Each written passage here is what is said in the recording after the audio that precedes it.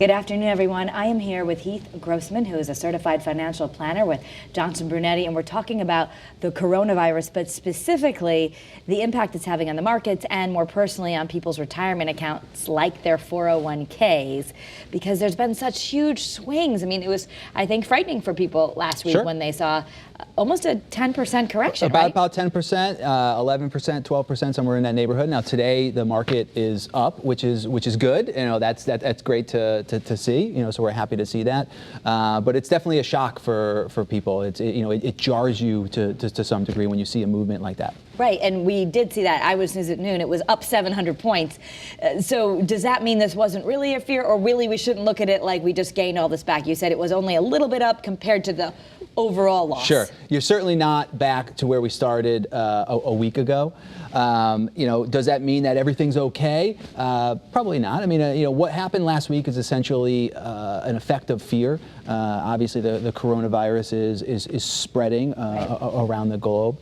Markets just don't like uncertainty. Markets don't like uncertainty. Absolutely. Market likes when things are kind of clear and simple, and we know what direction we're going. So the markets don't like uncertainty, and the uncertainty that we're seeing here is, how far is the virus going to spread, and what is the effect on the economy? Right. So we live in a very global economy and global world. We're very globalized. So obviously it started in China. China's been on quarantine for a while. So if you have all these people that are essentially not leaving their house, not going to work, or not building things, not going out and being a consumer, right? Because we live in a very consumer-based market or economy, right? So that has an effect on the global market. There was actually a factory in Japan that shut down for a little while. Now there's no cases of coronavirus, not that I know of. I'm not speaking as a doctor, but it wasn't really because of coronavirus specifically in Japan. It was because their manufacturing shut down because there was a specific part that was made in China that they weren't getting, and they couldn't continue to produce that vehicle. So you see how that's just an example of how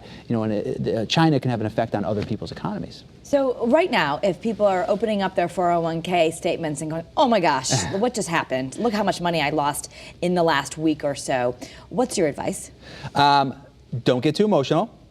It goes back to if that 401k, specifically that 401k is a retirement savings plan vehicle. So that person is very likely saving specifically for retirement. Obviously, if you're closer to retirement, you should not be taking risk to the degree that a downturn like this is going to cause you fear and panic. If you're younger and that retirement goal is much farther out, maybe 20 or 30 years down the road, I would not worry too much. If anything, it might be a good time to up the contribution to the 401k. One thing I would not do not stop the contribution. Because stocks, they say, we should think of this as stocks are on sale when they're that is one way. Stocks that are cheap right now because of the market falling. That is one way to think about this. I personally bought a stock this morning that I've been eyeing for a long time, and it brought down to a price that I sort of wanted, so I purchased that stock. But there's a saying by Warren Buffett which is that you want to be fearful when other people are greedy, and greedy when other people are fearful. Okay. So again, that there could be an opportunistic element to this, which is things are on sale. Okay. Absolutely. Yeah. There's some degree there's a valid opinion there. So I'm gonna jump into our Facebook page here and start looking. That's why I have my phone in my hand for you folks watching at home. I'm gonna try and see if people are asking questions so I can share them with you. And please share this among your feeds so you can get more people involved in the conversation, those who might want to get some more information. But if we are closer to retirement, that's your concern. And what would closer to retirement mean? Within 5 years? I would say somewhere between 5 and 10 years so of retirement. As far as 10. Okay. So one of the most important things for people 5 to 10 years from retirement is to have a broader plan, have a retirement plan, have a retirement income plan, right? So you want to know, what's my goal? When do I want to retire? What are the other income sources that are going to be coming in, like Social Security and pension? And what do I want to live on? A lot of people will say to us, hey, I want to retire someday, and I want to feel comfortable. I want to be able to live my lifestyle. Yeah. So what is that? What is your lifestyle? How much income do you need to have coming in to live your lifestyle? Some of that income is going to be covered by pension and Social Security. The rest is going to come from that nest egg that you've built up, those 401ks that you were just talking talking about. And in general, it's very important to really focus when we talk about investing that 401k. It's got to be rooted in this larger plan. It's got to be rooted in this retirement income plan. But in general, we want a steady, consistent rate of return. We don't want wild swings up and down. So we also, there's been some discussion is that we were due for a correction. Absolutely. The market has been... Do we know if this was just a correction, or it seems just directly related to the coronavirus? And does that matter? Could this be our correction? Well, the market has been up at this point. It's been about 11 years that the market has, for the most part, been a straight trajectory up. What's happening right now is obviously directly tied to the coronavirus, fearfulness. Could it be linked to a downturn in the economy? Not sure. I mean, that's the unknown nature of the market and the economy and things right now, which is the market doesn't like uncertainty, something we mentioned earlier. But when we look at the broader measures of the U.S. economy, things are still fairly strong, maybe albeit a little softer than they were 6 to 12 months ago. So, we've got some comments coming here. Tanya saying, of course it's affecting these supply chains. They're shutting down. Just try and buy hand sanitizers. It's nowhere to be found. Yeah. And so they want people to buy stock with no money. Release the taxes. Okay. So we've got some folks. I mean, this is a presidential election year, too. So you're seeing lots of politicians. I saw Mayor Michael Bloomberg, who's obviously running for office. He was on 60 Minutes talking about this as an economic issue also, the coronavirus. Sure. So we're going to hear a lot of noise over the next couple of months, and especially because the CDC does think that this is going to spread and it's going to continue to move about the planet. What is your advice so that people can kind of keep their feet on the ground? I would not be. I would not let emotions take over. Yep. You need to stick to that larger plan. If you have a retirement plan, if you have a retirement income plan, this should, over the long-term period of time, be a blip on the radar. If you're someone that has not done that process, if you're 5 to 10 years away from retirement and you haven't answered some of those questions that we talked about in terms of, when do we want to retire, how much do we want to live on, are we on track to reach our goals? It's a very good time to reassess your goals and also your risk tolerance. So I won't hold you to this, but we talked about stocks being on sale. Some people might be saying, oh, I like that saying that he just said about Warren Buffett. Are there certain sectors that you would recommend people look at right now if they're going to use this as an opportunity?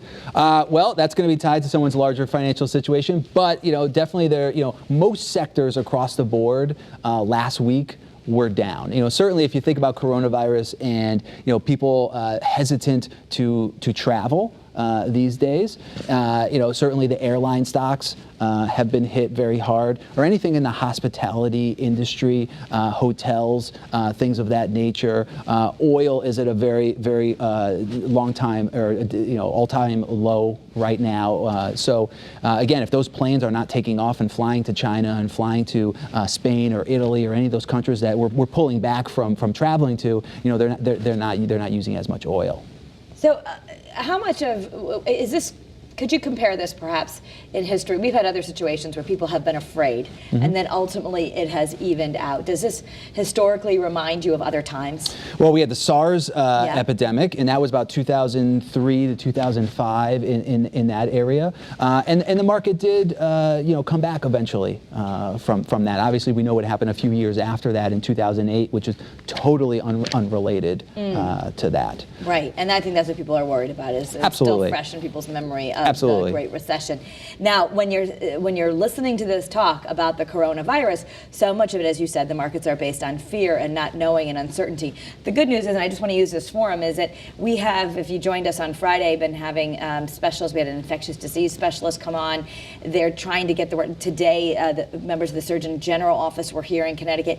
And that this coronavirus, though it is, people call it a deadly virus, and it is deadly. It has been deadly to some people. We need to remind people that only 2% of people have died, and that most people are getting some sort of a flu-like symptom, a bad cold. Most people are recovering. Sure. And so, I don't know, perhaps as people become less afraid of the unknown of how this is manifesting itself, then markets could stabilize. Stabilize, absolutely. I mean, I think we're seeing in China that the cases are starting to go down now. Okay. So China to some degree is stabilizing. So now you look at the other countries that eventually after China, we saw cases in like South Korea or Italy, and we don't know if we just saw these cases because we tested for it, or maybe they had it for a long time. So that's an unknown. But I personally would expect, and I'm not talking from a medical standpoint, but if we're already seeing the cases receding in China, that should eventually, in short order, happen in some of these other areas. And the testing is going to continue. We know that there's been a case in Rhode Island over the weekend, now one this morning in New Hampshire, a couple in New York City. That's going to affect, I would imagine, the U.S. economy. We haven't seen the brunt of it yet. But what would you warn people about what's coming? I have a friend who works in finance in New York. It's more of an international firm, but they have shut down that office in New York City just out of precaution.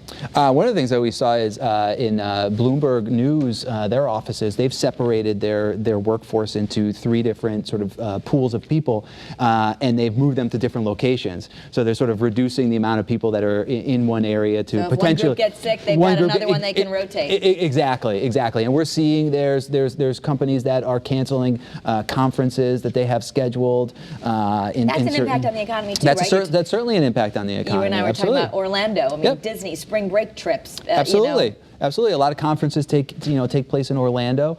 It's a great place to bring your family. You have Disney there, and whether you have an international conference or even just a domestic conference, a lot of people are canceling that because Orlando is a very international city, so they want to reduce the potential impact. And what about the airlines? Because if there's a travel advisory to certain towns like Italy, because Italy's now in there, and that's a popular place that people travel to, they're refunding things right now. So we're going to see. Yeah, and I speak from personal experience on this. I mean, my wife and I actually just canceled our trip to Italy, which was supposed to take place in about 10 or 11 days, and we haven't canceled the airline ticket yet. But they're going to give us a credit for the value. We're sort of waiting it out to see if they're just going to cancel it so we can get a full refund. But that's a perfect example of people canceling plans and the ripple effect that has on the economy. Right, because if we start seeing a lot of hotels, Marriott and other big hotel chains, most of them have a pretty late cancellation fee. You can get your money back. Sure. So if they start having to refund a lot, that might be another sector that you're going to see issues with as this goes forward. Absolutely. Anything that has to deal with the hospitality industry or travel,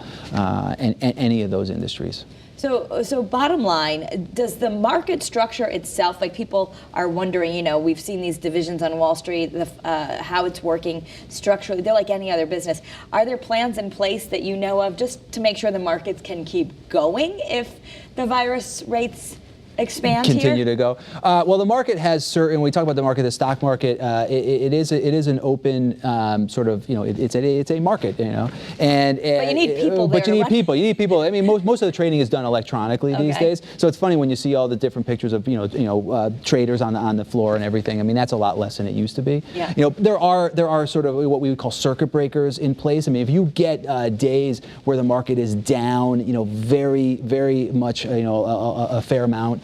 They actually have triggers in place from an electronic standpoint, which would sort of halt trading for a little while. If you remember a few years ago, I think that this was around 2012, 2013, something that we call the flash crash, when the market had one day where it just absolutely went down. I mean, it had nothing to do with what was going on in the economy. It was more just like trading anomalies. Yep. And that's something where some of those circuit breakers or triggers went into place. So bottom line, if you're just joining us, I'm here with Heath Grossman. He's a certified financial planner from Johnson Brunetti. We asked him to come on because there has been a lot of fear over people are opening up or going online and looking at their 401k statements, and depending on how much money they have in there, if they're nearer to retirement, there's a lot in there, they might have lost a decent amount of money because 10% of a big amount could be a huge amount. loss. And so when people are looking at that, there's a lot of fear around this.